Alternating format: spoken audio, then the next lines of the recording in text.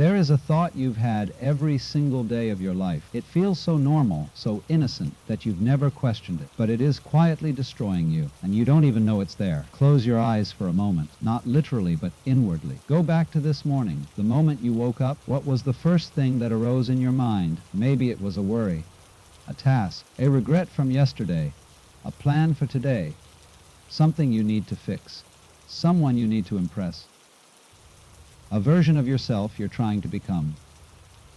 And beneath all of that, beneath the noise, there was a whisper. So quiet you didn't hear it. But it was there, it's always there. I am not enough. Not in those exact words, perhaps. The thought is more subtle than that.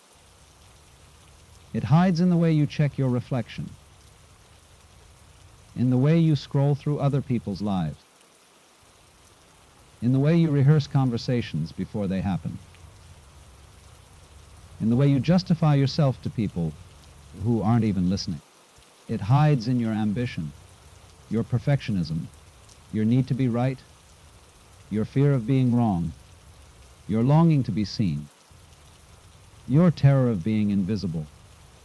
This thought is not loud. It does not announce itself. It is the background hum of your existence, the operating system running silently behind everything you do. And because it is always there, you have mistaken it for reality. But it is not reality. It is a lie. And it is the most dangerous thought you will ever have.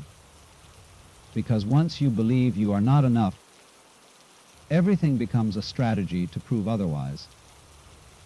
Your entire life becomes an argument, a case you're building, evidence you're collecting, a courtroom where you are both the defendant and the judge, and the verdict never comes. You work hard or not because you love the work, but because you need the validation. You seek relationships not to connect, but to be completed.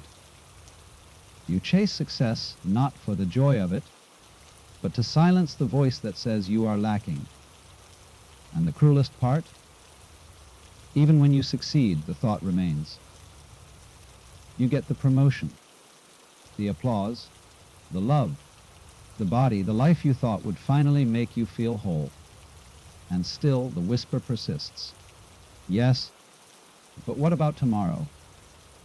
What if you lose it? What if they see the real you? The thought is a thief. It steals your present moment and trades it for an imagined future where you finally arrive, where you finally become, where you are finally enough. But that future never comes, because the thought is not about the future. It is about now. It is about the way you relate to yourself in this very moment. And as long as the thought lives, you will always be running, always reaching, always one step behind the person you think you're supposed to be. This is the invisible prison. Not the circumstances of your life, not your past, not your mistakes, but this single, silent belief that you are somehow incomplete, that you are a problem to be solved, a project to be finished, a rough draft of a person waiting to be perfected. And the truly dangerous part, the thought is so deeply embedded that you've built your entire identity around it. You've made it useful. You've turned it into motivation, drive, discipline. You've told yourself it makes you better, stronger, more evolved. But look closer. Is it making you better? Or is it making you exhausted? Is it making you stronger? Or is it making you fragile, so afraid of failure that you can't rest, can't breathe, can't simply be? The thought promises you freedom. Just do this one more thing, and you'll finally feel okay. But it only tightens the chain. And here's the deepest truth: the thought is not even yours. You did not create it. It was planted by the world, by the voices that raised you, by the systems that need you to feel incomplete, so you keep searching, Keep buying, keep performing, keep proving. You inherited this thought the way you inherited language. And you've been speaking it ever since so fluently that you believe it's your own voice. But it's not. Beneath the thought, there is something else. Something that was there before the thought arrived. Something that will be there when the thought finally dissolves. And that something is whole. Already, always. It doesn't need to be earned. It doesn't need to be proven. It doesn't need to become anything other than what it is. Because it is not a thing at all. It is the space in which all things arise, the awareness in which all thoughts appear, the stillness beneath the storm. You are not the thought. You are the one noticing the thought, and that changes everything. Let's go deeper. Because understanding this thought intellectually is not enough. You have to see how it works, how it operates, how it weaves itself into the fabric of your days so seamlessly that you've forgotten there was ever a time before it. The thought, I am not enough, is not a statement. It's a lens, a filter through which you interpret everything. And once the filter is in place, everything you see confirms the belief. You walk into a room, and someone doesn't smile at you. The thought says, see, you're not likable. You share an idea, and it's met with silence. The thought says, see, you're not smart. You try something new, and you stumble.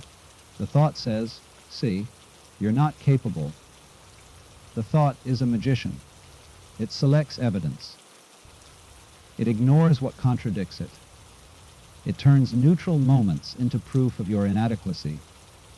And it does this so quickly, so automatically, that you don't even realize it's happening. This is called confirmation bias. But it's more than a psychological trick. It's a survival mechanism. Because if you believe you are not enough, you will stay alert. You will keep improving. You will never become complacent. You will never be caught off guard. At least, that's what the thought tells you. But the truth is different. The thought doesn't make you safer. It makes you smaller. It doesn't make you better. It makes you bitter. It doesn't sharpen you. It exhausts you. Because the thought is based on a fundamental misunderstanding. It assumes that you are a fixed thing, a noun, a label, a collection of qualities that can be measured, compared, judged. But you are not a thing. You are a process, a movement, a river, not a stone. And the river does not ask if it is enough. It simply flows. The flower does not ask if it is beautiful enough. It blooms. The breath does not ask if it is deep enough. It moves. Only the human mind trapped in language, trapped in comparison, trapped in time asks this question. And the question itself creates the problem. The Sufis have a teaching. The one who knows himself knows his Lord. But what does it mean to know yourself? Not to know your story. Not to know your Are-Samé. Not to know your strengths and weaknesses. But to know the you that exists before the story begins. The awareness that was there when you were a child, staring at the clouds, lost in wonder, free from the need to be anything. That awareness is still here. It hasn't gone anywhere. It's simply been covered over by the thought, by the endless commentary, by the voice that narrates your life and tells you whether you're winning or losing, succeeding or failing, enough or not enough. But the voice is not you. It is a learned pattern, a habit of mind. And like all habits, it can be seen, questioned, released. Imagine for a moment that the thought is a song, a melody that has been playing in the background of your life for so long that you've forgotten it's there. You hum along without realizing. You move to its rhythm without choosing. It shapes your mood, your energy, your decisions, all beneath the surface of your awareness. Now imagine someone asks you, what song is playing right now? And suddenly, you hear it. You notice it. And in that noticing, something shifts. The song doesn't disappear, but you are no longer lost in it. You are no longer unconsciously dancing to it. You have space, choice, freedom. This is the beginning of liberation. Not the absence of the thought, but the awareness of the thought. The recognition that it is not truth, it is just a pattern, a habit, a song you once learned. And here's the beautiful part. You don't have to fight the thought. You don't have to replace it with affirmations or positive thinking or spiritual bypassing. You don't have to convince yourself that you are enough. You simply have to see that the question itself is absurd, that the whole framework is built on a false premise, that there is no you separate from life that needs to measure up. There is only life living itself through this particular form in this particular moment. You are not a person trying to be enough. You are existence, temporarily taking the shape of a person. And existence does not grade itself. It does not compare. It does not lack. A wave does not ask if it is enough wave. It is simply the ocean moving. And you are the same. You are life moving. And life is always whole, always complete, even in its incompleteness. The thought, I am not enough, only arises when you forget this. When you mistake yourself for the character in the story instead of the space in which the story unfolds. And the moment you remember, the thought loses its power, not because you've defeated it, but because you've seen through it. And what is seen through can no longer imprison you. So what do you do with this? How do you actually work with this thought in the midst of your messy, beautiful, complicated life? Because it's easy to hear these words and feel moved, to feel a moment of clarity, a sense of relief. But then you close this video and the world rushes back in. The responsibilities, the expectations, the inner critic, and the thought returns as familiar as your own heartbeat. This is natural. This is part of the process. Liberation is not a one-time event. It is a practice, a remembering, a returning again and again to what is true. And the practice begins with one simple act: noticing. The next time the thought arises, I'm not good enough, smart enough, worthy enough, don't try to change it. Don't fight it. Don't shame yourself for having it. Simply notice it. See it. Like watching a bird fly past the window. Ah, there it is. The thought. Again, that's all. No drama, no story. Just there it is. And in that moment of noticing, something extraordinary happens. You create space. The thought is no longer you. It is an object in your awareness. And you, the awareness, are free. This is not spiritual theory. This is lived experience. Try it right now. Think of something you believe you're not enough at. Something you criticize yourself for. Maybe your body, your career, your relationships, your creativity. Now notice the thought, not the content of it, not the story. Just the fact that it's there. A mental event, a ripple in consciousness. Do you feel that? That slight separation. That gap between the thought and the awareness of the thought. That gap is freedom. That gap is where your true life begins. Because in that gap, you are not the story. You are the storyteller. And storytellers can choose a different story. or no story at all. Here's a practice you can carry into your day.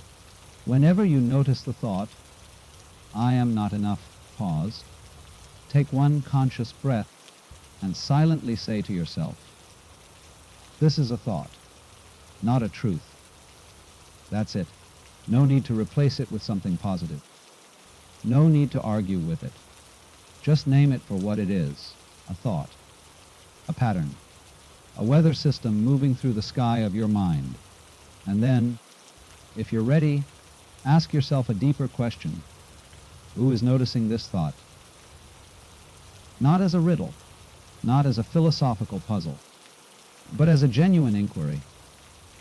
Who is the one aware of the thought that says, I am not enough?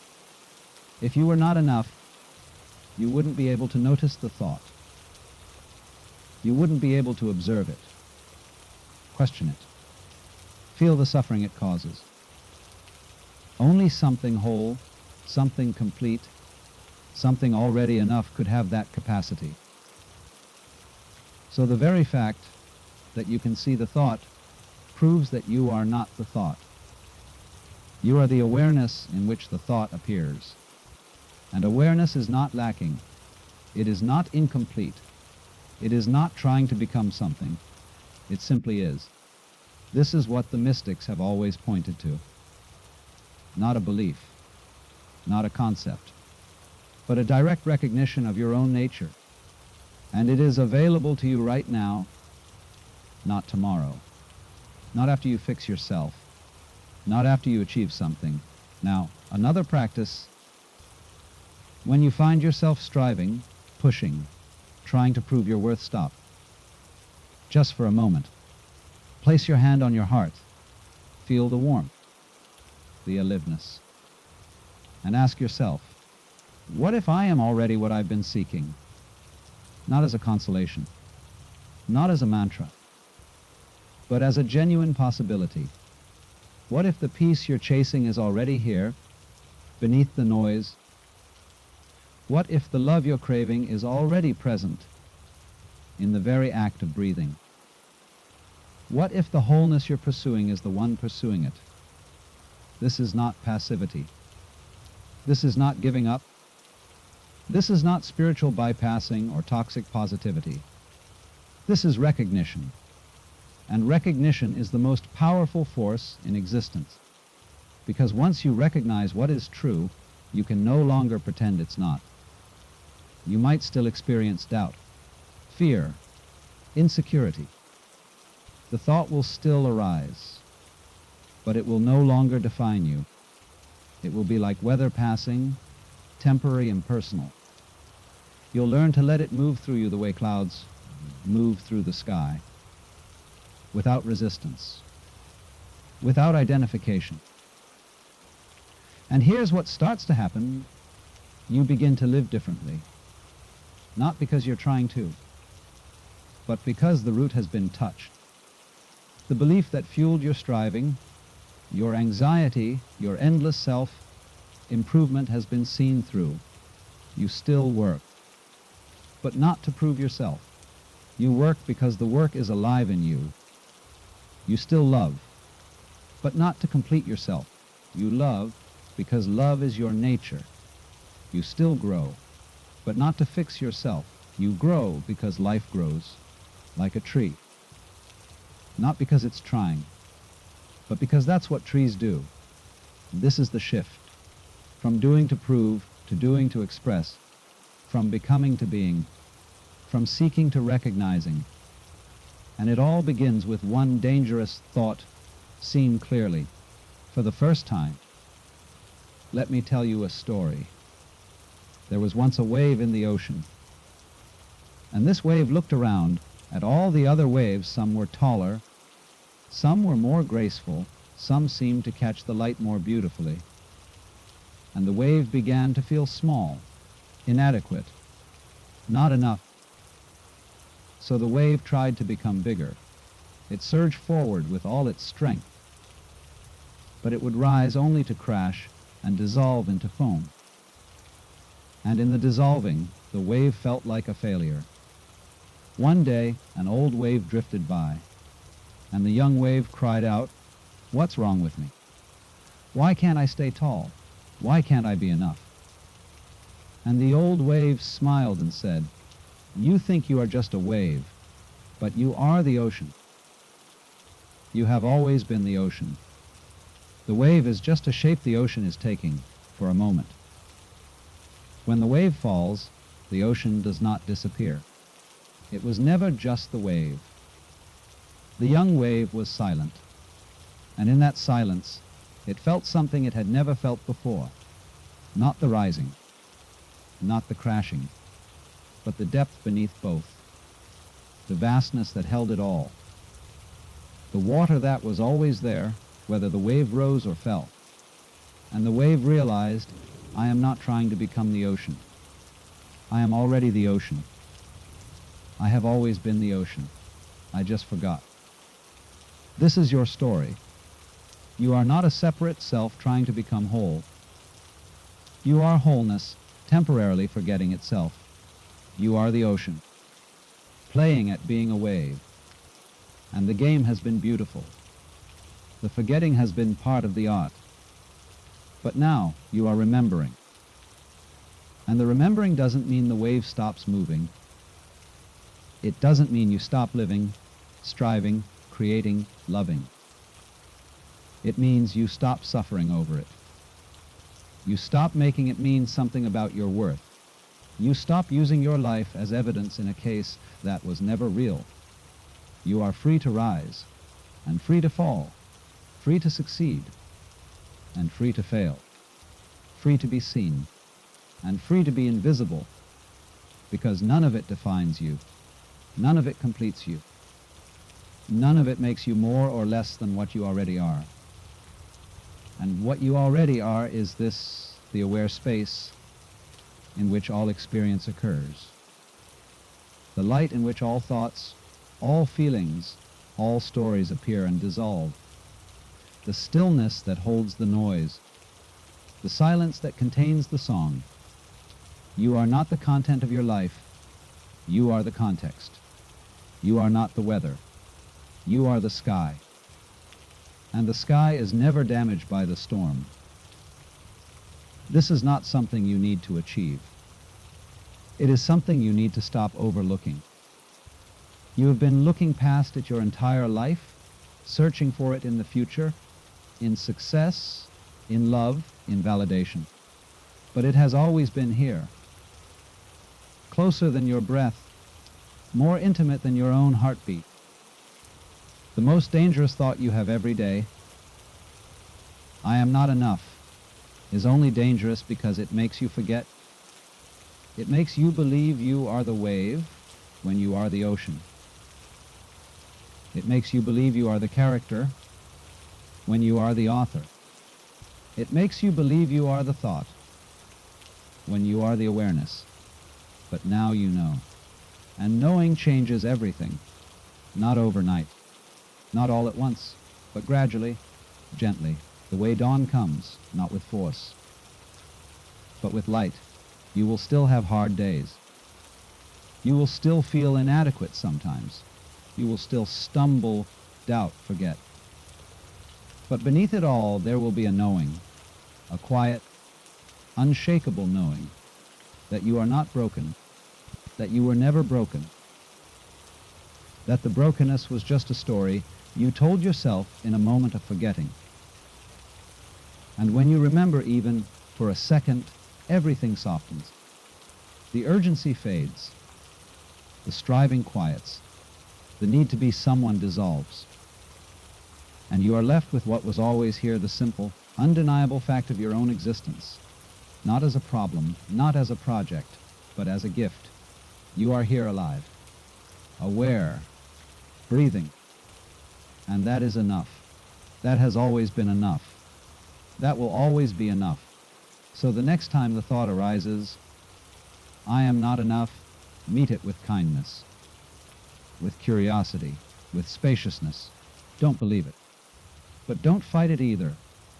Just see it. Notice it. Let it pass through you like wind through an open window. And beneath the thought, feel what remains, the stillness, the presence.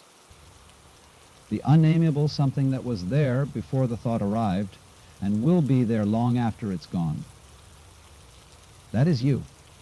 That is home. And you have never left. You are the ocean. You have always been the ocean. And the wave, beautiful as it is, was only ever a dance. So dance. Freely, fully, without needing the dance to prove anything, because you are already what you've been seeking. You always have been. And now, finally, take a breath. Let it go, and rest in the knowing that you are enough. Not because you did something, but because you are something. And that something is whole. Welcome home.